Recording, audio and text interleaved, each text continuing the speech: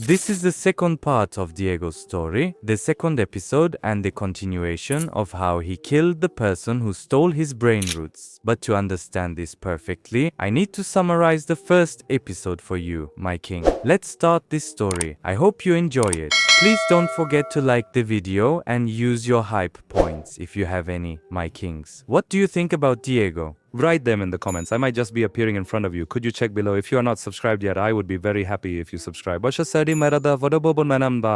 Anyway, Diego was just a child. He was obsessively addicted to the style Brainrot game on Roblox. He wouldn't get up from the computer for days, completely distancing himself from his family and friends. For Diego, Brainrots were not just in-game characters. They were like trophies representing his identity. He saw them as if they were a part of himself. They were very valuable to him. Diego knew by heart the name, level, whether they were secret, epic, or legendary, god level, of every character. And when someone tried to steal something from him, he would go crazy. He was getting to the point of harassing people.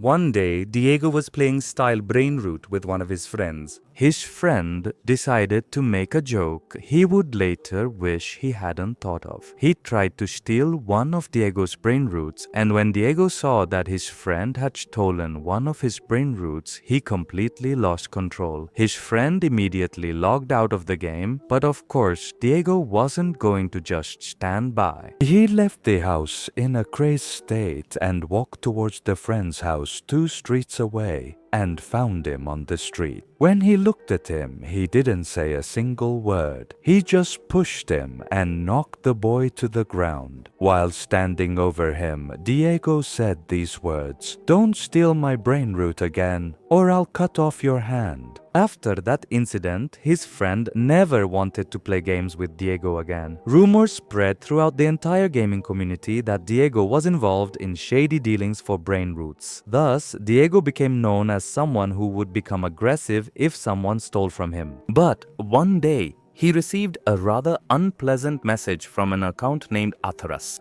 The message was exactly like this: "Tomorrow I will steal all your Brainrots, Diego, and you will never be able to stop it." When Diego received this message, he went crazy. He would not allow someone to threaten him like this and live in fear of having his Brainrots stolen the next day.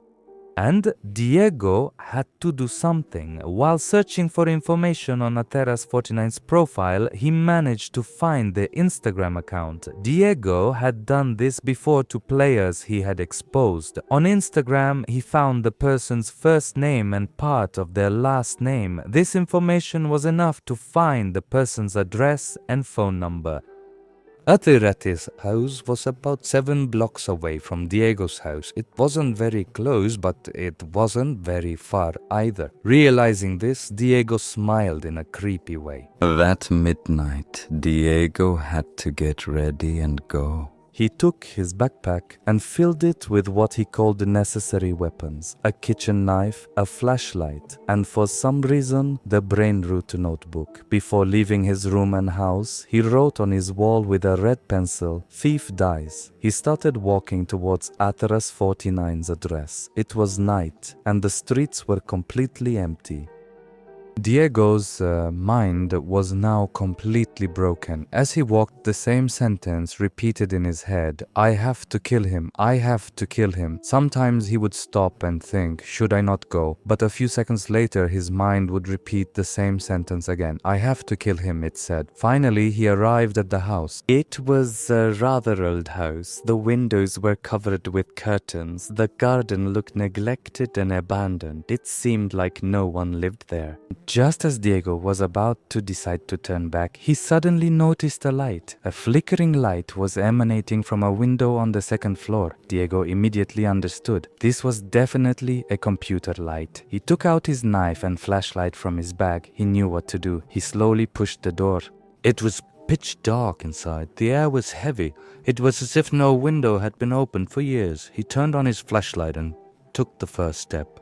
The wood beneath his feet creaked. Every creak was shouting at him to live now. But Diego had gone too far. He couldn't turn back. First, the second floor was almost completely empty. Everywhere was covered with old furniture, crooked paintings, and dust-covered walls. But he saw something on a table that caught his attention. There were many papers with handwritten usernames, and he recognized most of them. These were the names of players who had beaten him before, argued with him, or tried to cheat him. Diego's heart raced. He realized he was in the right place, and then he saw it. The blue light he saw from the street was coming from the second floor. It was definitely a computer screen. Diego swallowed and started to go up the stairs. He froze halfway up the stairs. Computer light was emanating from a slightly open door of a room, and from a distance, his own avatar in Roblox was moving in a blurry way. So this person had accessed Diego's account. Diego's eyes widened. He tried to understand if it was really his own account. His breath quickened and he took a few steps back. "This can't be," he murmured.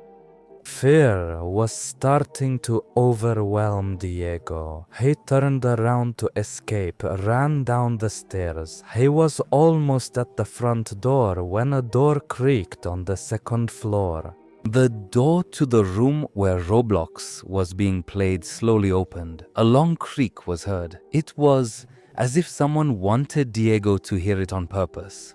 Then a voice, not very deep. "I knew you would come, Diego." The child started to come down the stairs. Diego was still looking at the door. He couldn't move. He gathered his courage and slowly turned his head toward the stairs, and what he saw was indescribable.